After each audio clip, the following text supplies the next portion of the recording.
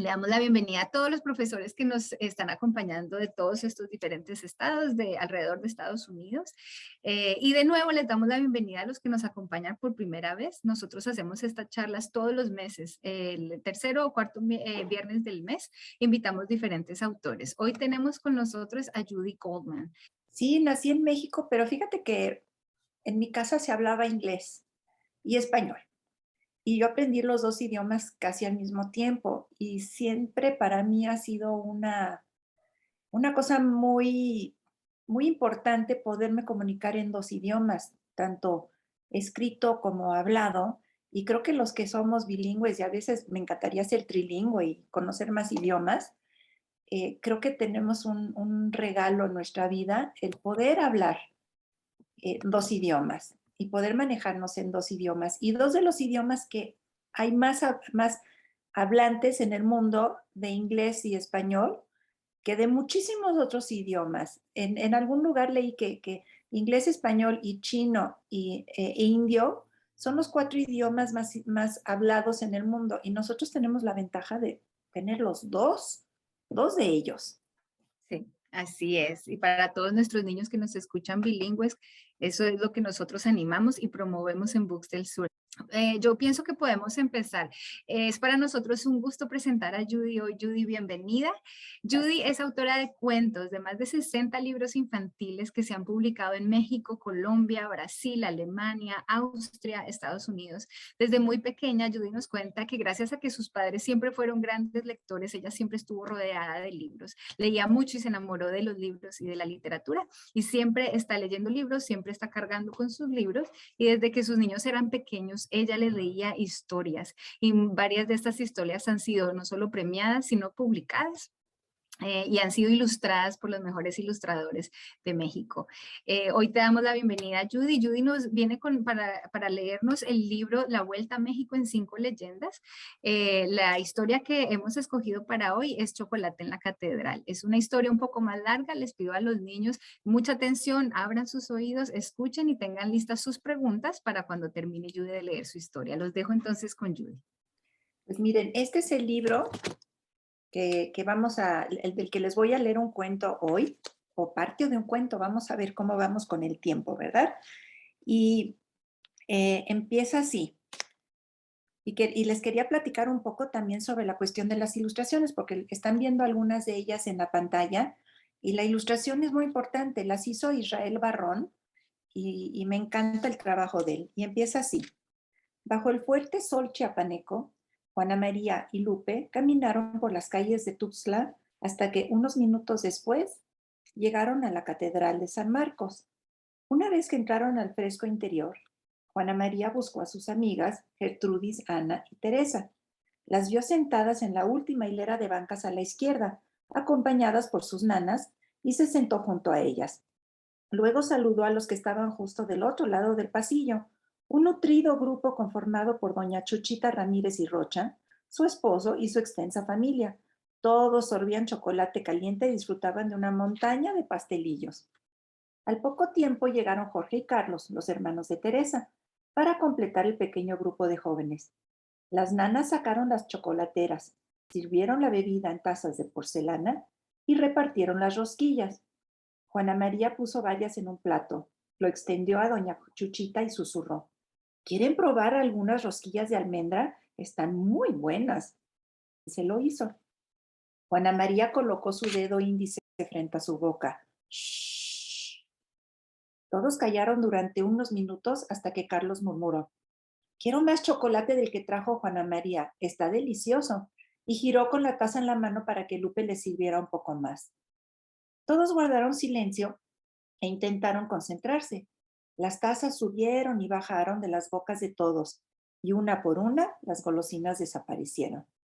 Luego de un rato, los jóvenes y la extensa familia de doña Chuchita empezaron a platicar en voz baja, pero poco a poco el tono de sus voces y el ruido del roce de las cucharitas en las tazas y de los sorbos fueron subiendo. De repente, el obispo golpeó tan fuerte el púlpito que el sonido retumbó por toda la catedral, y todos los feligreses, hasta los que estaban profundamente dormidos, se sobresaltaron. Basta de tanto ruido, gritó enfurecido. La gente acude a la catedral a escuchar la misa y el sermón, a reflexionar y a estar en paz. Ustedes que tanto hablan y beben y comen en la casa de Dios, ¿a qué vienen entonces? Todos se quedaron quietos, algunos con la taza cerca de los labios y la mirada fija. El obispo continuó. Lo peor de todo es que ustedes no son los únicos que hacen esto. Justo la semana pasada tuve que callar a un grupo de 5 señoras que se pasaron todo el tiempo cuchicheando y no hacían ningún caso de lo que yo decía. Y hace 10 días fue un grupo de hombres ya entrados en años, que ya deberían saber cómo comportarse. Esto llegó hasta aquí. A partir de hoy está estrictamente prohibido tomar chocolate o atole, o comer pasteles, tamales o lo que sea en la catedral. Y si insisten, los excomulgaré. Ahora recojan sus cosas y márchense. No los quiero ver por aquí a menos que cambien su comportamiento. Pero su excelencia se atrevió a decir Juana María, con todo respeto, el chocolate y las rosquillas nos permiten estar pendientes de lo que usted dice porque nos dan energía.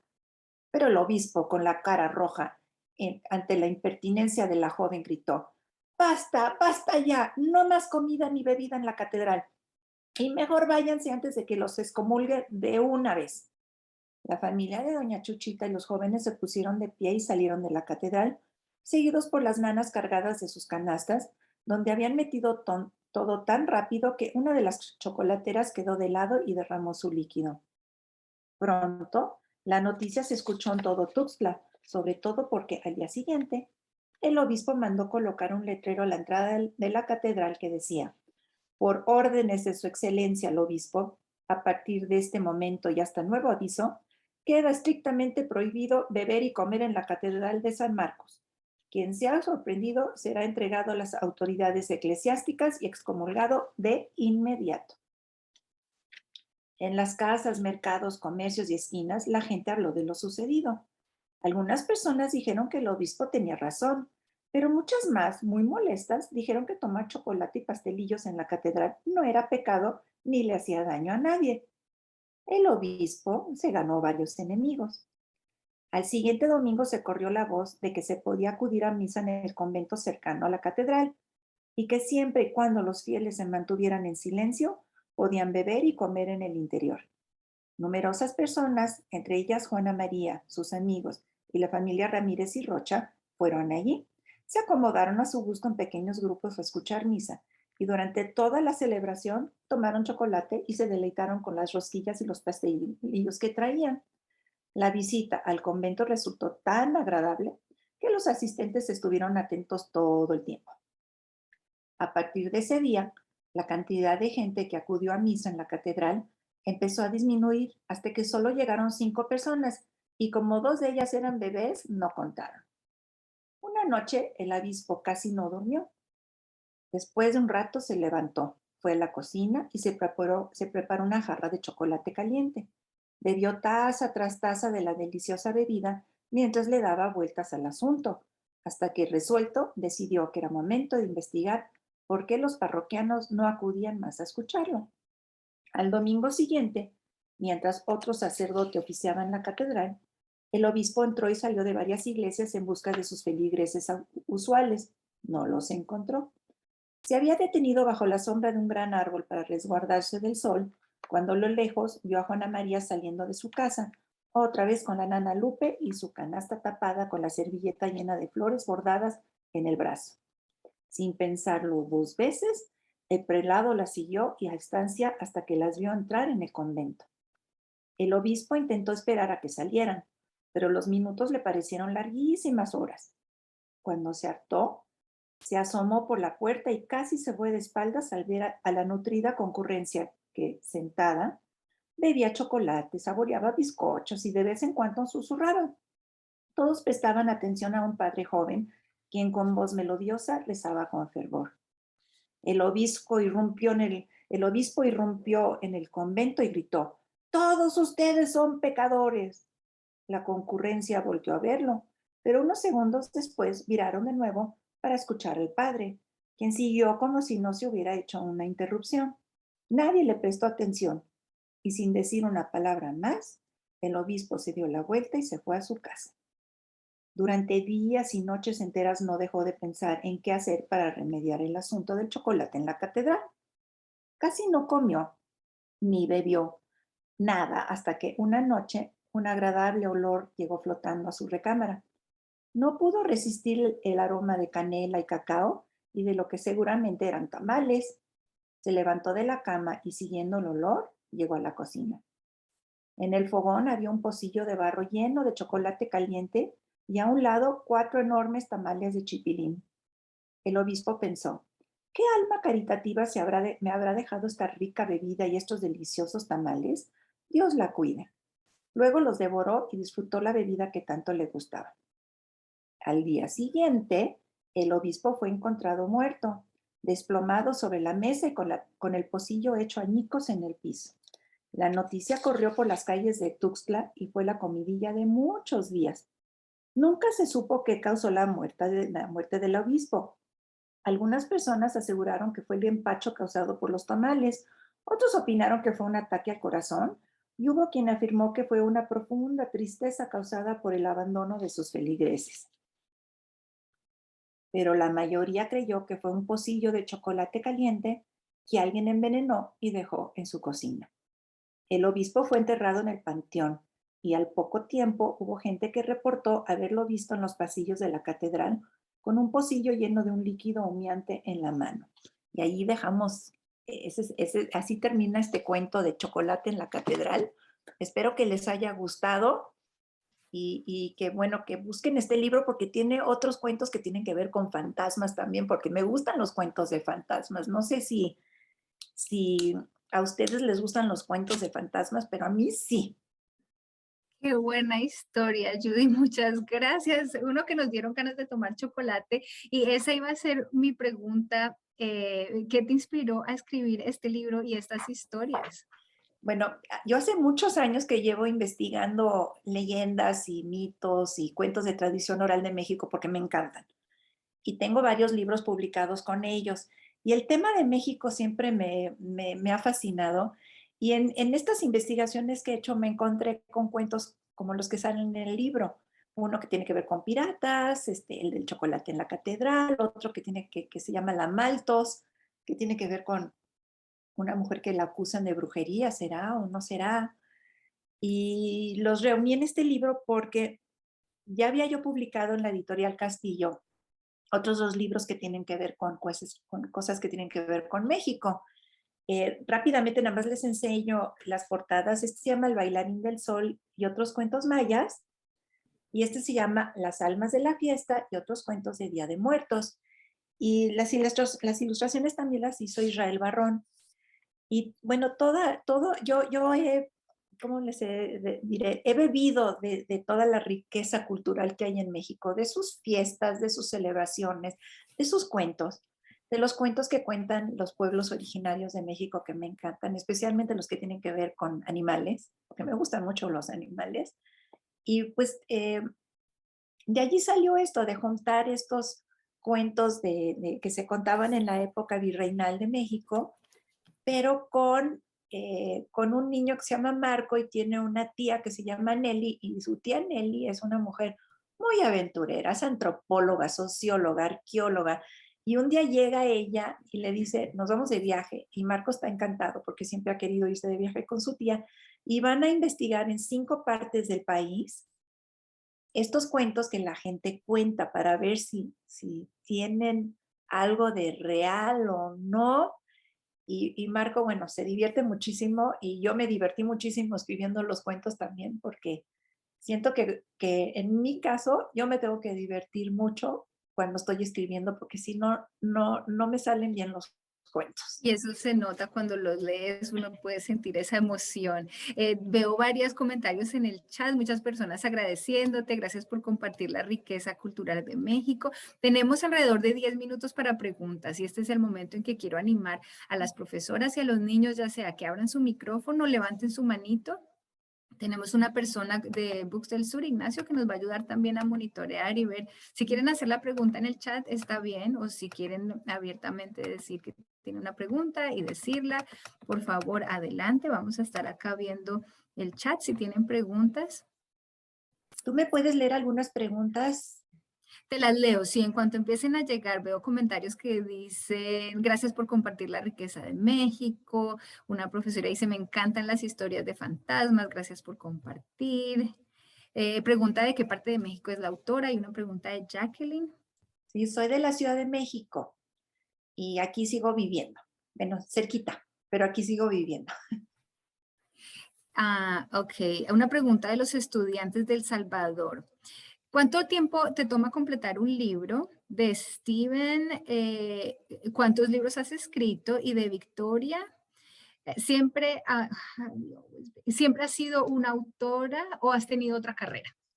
Bueno, a ver, vamos a empezar con ¿cuánto tiempo me tardo en escribir? Es que todo Sí. depende del proyecto. Hay libros que me he tardado años en escribirlos porque es un cuento, es una novela, por decir algo. Y hay cuentos más cortos que a veces a la primera salen, pero eso es rarísimo. Hay que trabajar mucho los cuentos, hay que revisar que todo esté bien y demás. Entonces, cada cuento tiene un tiempo diferente. ¿Cuál fue la otra, Carolina? Ya te lo voy a decir, Ok, era cuánto tiempo te tardas en sí. escribir. La segunda es cuántos libros has escrito Ah, y si siempre has sido una autora. bueno, miren, publicados tengo más de 60 libros, pero también tengo otros libros escritos, pero que no han sido publicados o que pues los dejé a la mitad y no los he vuelto a trabajar. Y siempre estoy trabajando en varios proyectos al mismo tiempo. Digo que me tengo que andar cambiando el sombrero porque tengo que ponerme como en el chip de que ahorita cambié de proyecto y ahora voy a estar trabajando en ese. Y el otro fue, el Si otro, siempre has sido una autora o has bueno, tenido otra carrera. bueno, yo estudié la carrera de comunicación, pero siempre me dediqué a escribir desde que me publicaron mis primeros libros, que fueron cuentos que yo le contaba a mis hijos cuando eran chiquitos, así como los papás y los abuelos de ustedes les cuentan cuentos en la noche, pero yo los apunté y los trabajé y después los mandé a un concurso, uno quedó en tercer lugar y el otro le dieron mención y para mí estaba yo tan emocionada, era como si me hubiera ganado el primer lugar con los dos cuentos. Esos fueron los primeros cuentos que publiqué y pues me gustó tanto lo que estaba haciendo que me seguí y ya me dedico a esto. Muy bien, y mira, hay una pregunta de California. ¿Cuál es tu libro favorito? Qué complicado. Miren, no tengo un libro favorito, tengo muchos porque leo mucho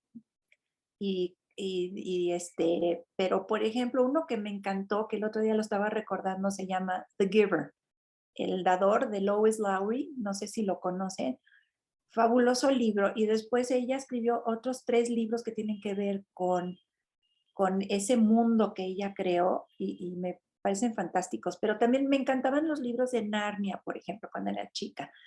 Em, Todavía tengo muchos de mis libros aquí en la casa, pero siempre que me preguntan cuál es mi libro favorito, me quedo así como que, ¿qué les digo? Porque son varios.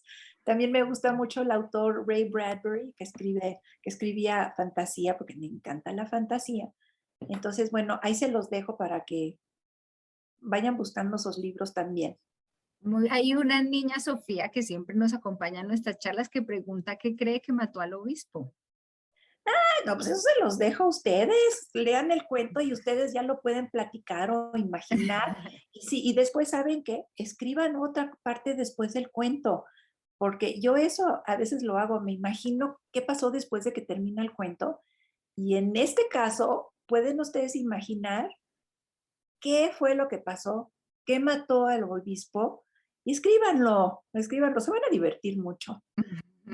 Mira, hay una pregunta de tercer grado de una niña. ¿Qué es lo que te inspira y cómo haces todo el proceso de escribir? Ella quiere saber el proceso. Bueno, miren, primero me llega, como digo, es como una semillita, que es lo que es la idea principal de un cuento. Puede ser un personaje, una situación, no sé, algo que escuché, algo que leí, y lo empiezo a trabajar en mi cabeza, porque no porque ya tenga yo un personaje o una cosa que va a ser, ya termina allí el proceso. Y antes de que yo me siente a la computadora a escribir, ya tengo pensado varias cosas. Tengo pensado cómo va a empezar la historia, cómo se desarrolla y cómo creo que va a terminar, porque el final a veces cambia dependiendo de cómo voy escribiendo las cosas, porque a veces los personajes se hacen viven tanto contigo porque los traes aquí en la cabeza, que ellos se quieren ir para un camino cuando tú quieres que se vayan por otro camino y ya está en mis manos decidir si lo sigo o si lo regreso para que se vaya por donde yo quiero que vaya. Pero, y después, Wow, después de fascinante. que es el primer tratamiento, por decir algo, hay que trabajar mucho en revisar, en checar que todo esté bien escrito, que no falten puntos y comas o que las comas no estén bien colocadas, que todas las ideas están claras. Y ya después cuando se lo mando al editor, ¿qué creen? ¿Que ustedes creen que no me dicen que hay que corregir cosas? No, todavía hay que corregir cosas, ¿sí?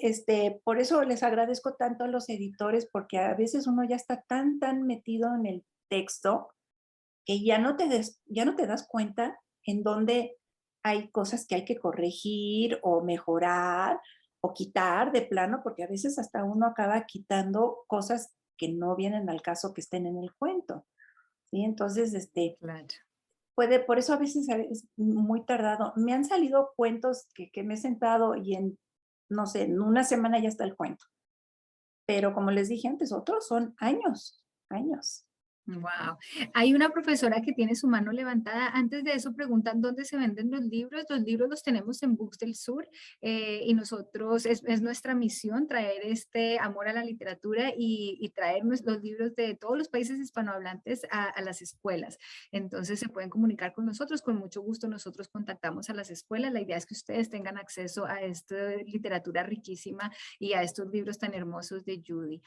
¿Cuántos libros has escrito en total? Pregunta Eric de Kansas City, Missouri. Pues son más de 60 y pues para mí es un gran deleite poder saber que los libros están llegando a manos de los lectores de todas las edades, porque además estos libros los pueden compartir con los más chiquitos o con los más grandes de la familia, porque se van a divertir mucho también. Hay una pregunta, si tus libros son bilingües.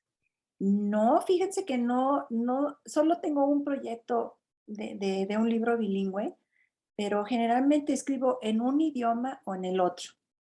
Y como les También dije, tienes libros en inglés. tengo libros en inglés porque, como les dije, el poder manejar dos idiomas para mí es un gran regalo y los invito a todos que sigan pues hablando en los dos idiomas, leyendo en los dos idiomas, para que puedan escribir sus propios cuentos en los dos idiomas, porque también eso es muy importante.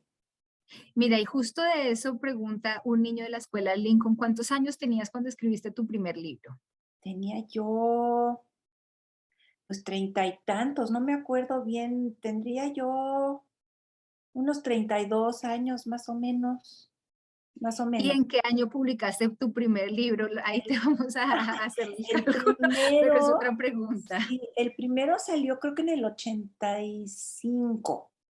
1985, ¿sí? En el Por ahí. 80, Ya no me acuerdo bien, pero por más o ahí. menos, por Hay ahí. una pregunta de Karen, dice si involucras partes de la vida real en tus cuentos o todos son imaginados. No, hay mucho de lo que a uno le pasa en su vida normal que sale en los cuentos. Tengo una perrita corgi, que no sé, yo creo que los niños y niñas sí saben bien qué tipo de perro es. Y como hace cosas muy chistosas, algunas de ellas han acabado estando en un libro. Y otras cosas que a mí me han sucedido cuando yo era chica, los he usado como parte de un cuento, como la semillita, como les dije, de lo que podría haber, bueno, podría acabar siendo un cuento, ¿no? Entonces, pues todo lo que nos pasa en la vida, yo creo que podría en algún momento dado acabar siendo un cuento. Y nada más me De, pregunto qué pasaría si, y, y de allí de me eso, lanzo hacia el cuento. de eso te quería, había una pregunta que decía que es tu inspiración, tú dices de un cuento puede salir de cualquier lugar, ¿verdad? De Sí, cualquier sí, y historia. cuando voy a las escuelas, por ejemplo, iba presencialmente, jugaba yo con los niños y niñas y les decía, bueno, ¿qué pasaría si afuera te encuentras, allá afuera de la escuela, te encuentras un elefante morado? Y luego entraron al juego conmigo, que eso me encanta. Y les decía, bueno, ¿y por qué es morado? ¿Y por qué está allá afuera de la escuela? ¿De dónde venía? Y una pregunta te lleva a contestarla y te lleva a otra pregunta. Y así creo que muchas veces salen los cuentos. Judy, y con eso te cuento que se nos acabó el tiempo. Ay, qué rápido. Esto ha sido un placer tenerte, escuchar tu historia. Gracias a todos los niños que participaron. Quería de una vez aprovechar la oportunidad para invitarlos a nuestra próxima charla, febrero 25. Vamos a tener un autor ecuatoriano de la editorial Libresa. Los quiero invitar a todos que marquen su calendario a esta misma hora, a la hora en que empezamos esta charla.